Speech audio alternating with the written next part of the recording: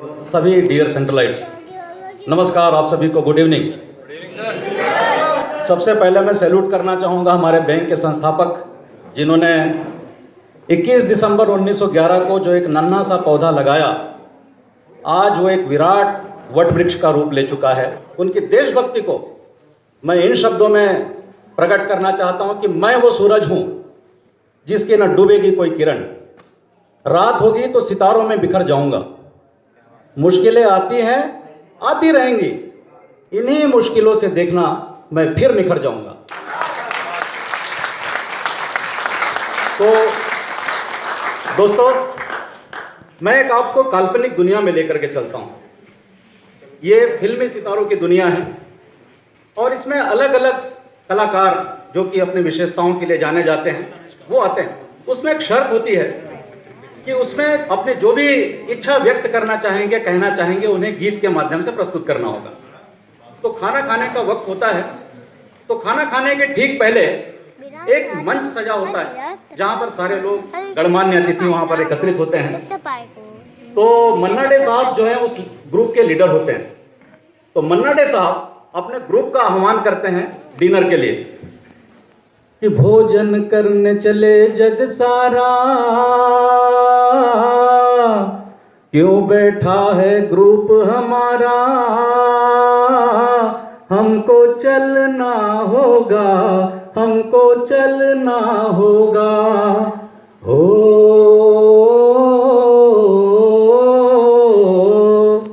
इस तरह से वो ग्रुप का आह्वान करते हैं और भोजन की तरफ जहां स्टॉल लगा होता है वहां लोग बढ़ते हैं आगे।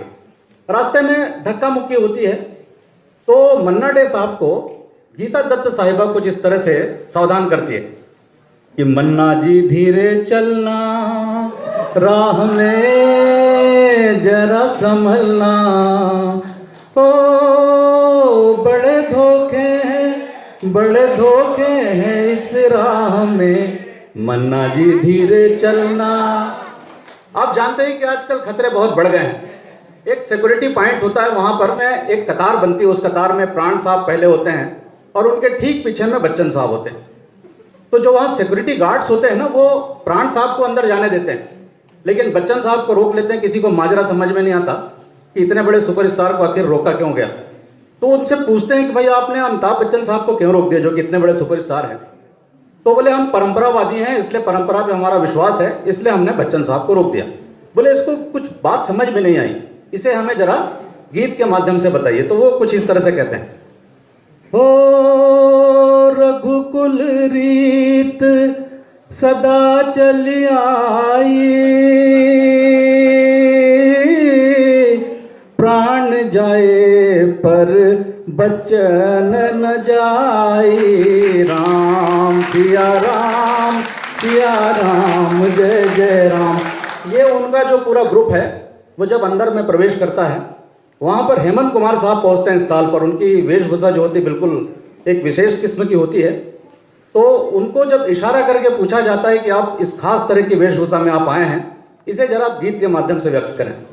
तो वो कहते हैं, हो तुमने मुझको बुलाया, मैं खाने पे आया, कपड़े सारे धोने को दिए, धोती पहन के आया, हो तुमने मुझको बुलाया। वहाँ भीड़ भाड़ हो जाती है। भीड़ भाड़ में तलत महमूद साहब महेंद्र कपूर साहब से कहते हैं कि आप मेरे लिए जरा स्वीट्स लेकर के आइए। तो किसी तरह से महेंद्र कपूर साहब अपनी थाली वहाँ से मैनेज करके लेके आते हैं। उसी बीच में किशोर कुमार साहब वहाँ सामने आ जाते हैं। आप सभी लोग जानते हैं कि किशोर कुमार साहब अपने जिंदा दिली के लिए प्रख्यात रहे। तो जैसे वो मिठाई देखते हैं अपना लोभ संवरण नहीं कर पाते और उसी वक्त वो मिठाई को लेकर के अपने दिल की जो भावना है उसको व्यक्त करते हैं। सारा जमाना मिठाई का दीवाना, जमाना कहे फिर क्यों बुरा है लड्डू खाना, सारा जमाना। तलत महमूद साहब जब इस बात को नोटिस करते हैं उन्हें बड़ा गुस्सा आता है तो वो अपनी जो दिल की बात है वो कुछ इस तरह से व्यक्त करते हैं। लाया था मेरे लिए लड्डू क्यों उसको दिए, और लाओ मेरे लिए लड्डू क्यों उसको दिए, लाया था मेरे लिए। महेंद्र कपूर साहब की पीड़ा कुछ अन्य तरह की होती है, दूसरे तरह की पीड़ा होती है। कई बार ऐसा होता है कि हम जो चाहते हैं वो नहीं मिलता और जो नहीं चाहते वो मिल जाता।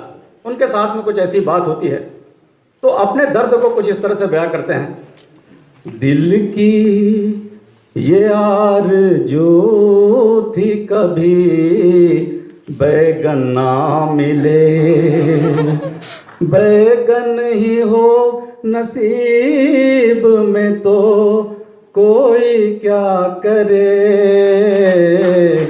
दिल की भाई साहब, वहां पर एक सीबीओटीसी भोपाल के जो पीओ बेच के जो कलाकार हैं वो भी होते हम सबके चाहते अतिन भाई साहब। अतिन भाई साहब, बंसल जी जो हैं, कहाँ है बंसल जी?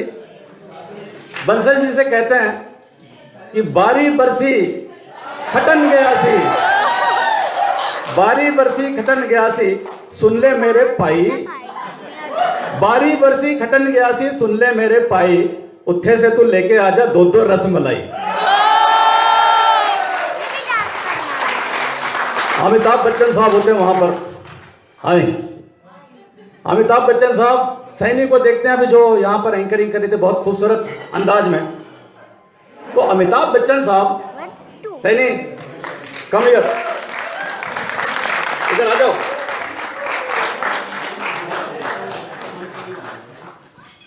तो सैनी को देखकर अमिताभ बच्चन साहब कहते हैं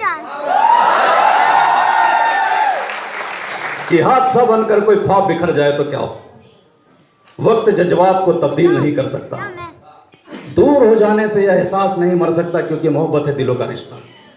यह मोहब्बत है दिलों का रिश्ता जो सरहदों में कभी तकसीम नहीं हो सकता। तू किसी और की रातों का हंसी चांद सही, मेरे हर रंग में शामिल तू है, तुझसे रोशन है मेरे ख्वाब मेरी उम्मीदें, तू जिस राह से भी गुजरे मेरी मंजिल तू है।